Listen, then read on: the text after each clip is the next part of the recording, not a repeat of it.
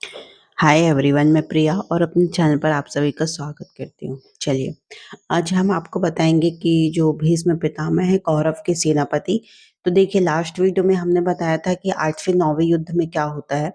But जो महाभारत का जो युद्ध कुरुक्षेत्र में हो रहा है उसके 10वें दिन भीष्म पितामह सरसैया पे आ जाते हैं, बाणों की सैया पर आ जाते हैं। वो कैसे?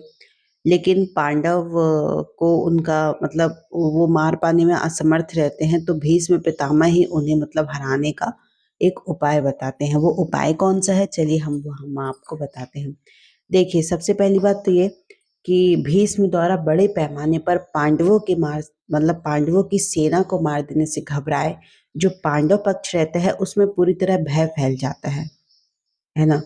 फिर क्या होता है कि श्री कृष्ण के कहने पर जो पांडव होते हैं वो भीष्म के सामने हाथ जोड़कर उनसे उनकी मृत्यु का उपाय पूछते हैं।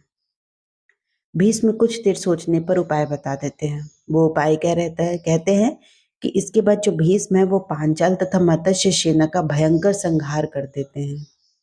फिर पांडव पक्ष युद्ध क्षेत्र में भीष्म के सामने शिखंडी को युद्ध करने के लिए लगा देते हैं। किसको लगा देते हैं? शिखंडी को।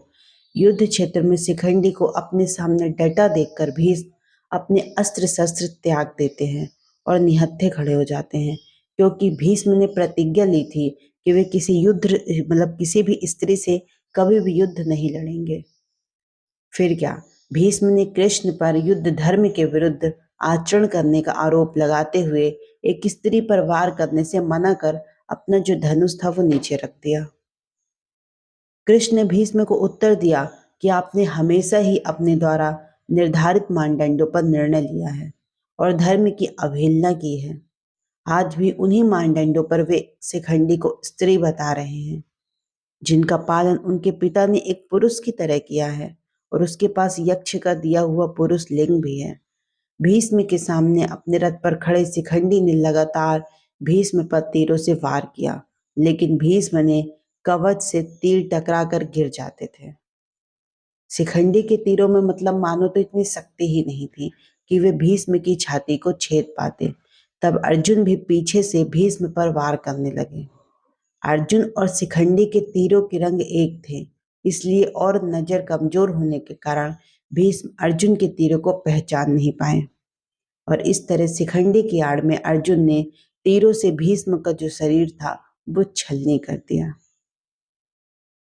ऐसा भी कहा जाता है कि जो शिखंडी ने अपने रथ पर खड़े होकर लगातार 2 दिनों तक भीष्म पर तीरों से वार किया था, लेकिन उसके जो तीर थे वो भीष्म से टकराकर मतलब भीष्म की जो कवच से टकराकर नीचे गिर जाते थे, मतलब उसको भेद नहीं पाते थे।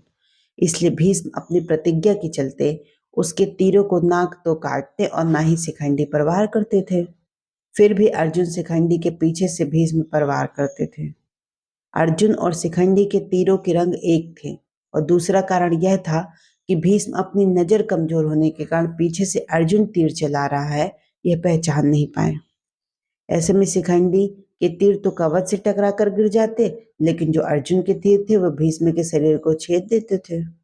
इस तरह अर्जुन भीष्म के शरीर को छलनी कर देते हैं, लेकिन अपने पिता शांतनु द्वारा इच्छा मृत्यु का वरदान प्राप्त कर जो भीष्म थे वो फिर भी मतलब जिंदा थे।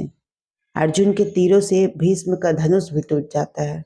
तब ऐसे में भीष्म अपने शरीर में धंसे तीरों की परवाह न करते हुए अपने हाथ पर तलवार लेकर रथ से उतरने लगते हैं। लेकिन क्या, उनका जो संतुलन रहता है वो बिगड़ जाता है और वे गिर पड़ते हैं। फिर वे तीरों की सैया पर लेट जाते हैं।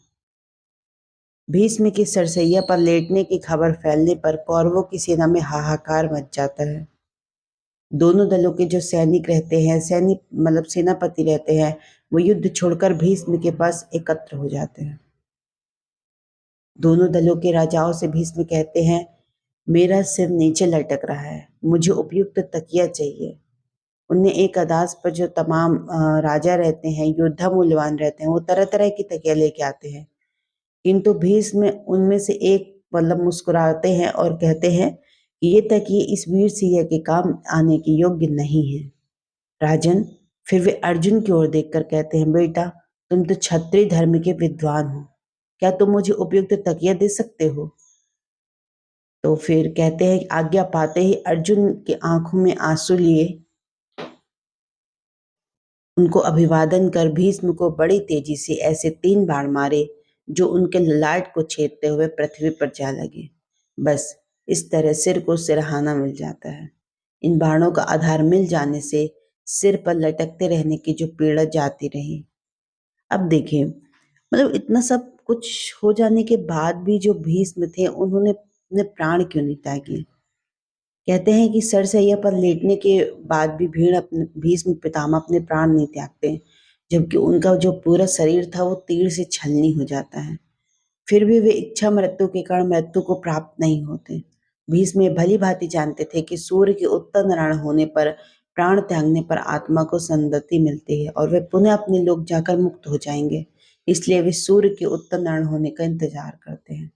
भीष्म ने बताया कि सूर्य के उत्तरायण होने पर ही शरीर छोड़ेंगे, क्योंकि उन्हें अपने पिता शांतनु से इच्छा मृत्यु का वरदान प्राप्त है और वे तब तक शरीर नहीं छोड़ सकते जब तक वे चाहें। लेकिन 10वें दिन का जो सूरज था वो डूब चला था। ऐसा भी कहा जाता है कि भीष्म को ठीक करने के लिए बहुत सारे शल्य चिकित्सक लाए जाते थे, लेकिन वे उनको लौटा देते थे और कहते थे कि मेरा समय ही अंतिम आ गया है, ये सब व्यर्थ है, सरसैया ही मेरी चिता है, अब मैं तो बस सूर्य के उत्तर नारायण होने का इंतजार कर रहा हूँ। पितामह की यह बात सुनकर जो उनके सभी बंधु बांधव रहते हैं उनको प्रणाम करके अपनी अपनी छावनियों में लौट जाते हैं। अगले ही दिन फिर से वे सभी भीष्म के पास लौटते हैं। सभी कन्याएं, स्त्रियां, उनके कुल की योद्धा पितामह के पास जाके चुपचाप खड़े हो जाते हैं। पितामह ने पीने के लिए राजाओं से ठंडा पानी मांगा। सभी उनके लिए पानी ले आए, लेकिन उन्होंने अर्जुन की ओर देखा। अर्जुन समझ गया कि उसने अपने गांडीव पर तीर चढ़ाया और परच मतलब जो पीने का जो अस्त्र रहता था उसका प्रयोग कर वे धरती पर छोड़ देते हैं। धरती से अमृत तुल्य सुगंधित बढ़िया जल की धारा निकलने लगती है और पानी को पीकर भीष्म तृप्त हो जाते हैं। फिर भीष्म दुर्योधन को समझाते हैं कि युद्ध छोड़कर वंश की रक्षा करो। उन्होंने अर्जुन की बहुत प्रशंसा की और दुर्योधन को बार बार समझाया कि हमारी यह गति देखकर संभल जाओ, लेकिन दुर्योधन उनकी एक भी नहीं मानता था और फिर से युद्ध शुरू हो जाता था। अगले ही दिन फिर से सभी उनके पास इकट्ठे हो जाते हैं और वो नए सेनापति कर्ण को समझाते हैं। दोनों पक्षों में अपने अंतिम वक्त में भी संधि कराने की चेष्टा करते हैं। भीष्म के सरसैया पर लेट जाने के बाद युद्ध और 8 दिन चलता है।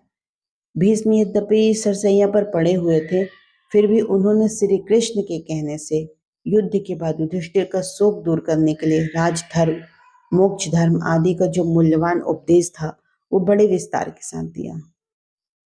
इस उपदेश को सुनते ही युधिष्ठिर के मन में जो ग्लानि था, है ना, जो पश्चाताप था वो दूर हो जाता है। बाद में सूर्य के उत्तरायण होने पर युधिष्ठिर आदि सगे संबंधी, पुरोहित, अन्याय लोग भीष्म के पास पहुंचते हैं और उन्हें भीष्म पितामह से ने कहा कि इस संशय में मुझे 58 दिन हो गए हैं। मेरे भाग्य से माघ महीने का शुक्ल पक्ष आ गया है। अब मैं शरीर त्यागना चाहता हूँ। इसके पश्चात उन्होंने सब लोगों से प्रेम पूर्वक विदा मांगकर शरीर त्याग दिया। ये बात की बातें हैं। वैसे अभी आज युद्ध का जो महाभारत युद्ध का 10वां दिन है और 8 दिन अभी और युद्ध चलेगा। चलिए, हम नेक्स्ट वीडियो में आपको बताएंगे कि जो शिखंडी था वो कौन था। मतलब ऐसा भीष्म पितामह को क्यों लगता था कि वो स्त्री था, बट सभी की नज़रों में तो वो पुरुष था। चलिए, वो हम सारी बातें आपको बहुत ही विस्तार से बताएंगे, ये रहस्य भी बताएंगे दोस्तों। तब तक हमारी वीडियो को लोगों तक शेयर करते रहें और हमारे चैनल को सब्सक्राइब भी करते चलें। थैंक यू सो मच दोस्तों। जय श्री कृष्णा, जय श्री राम।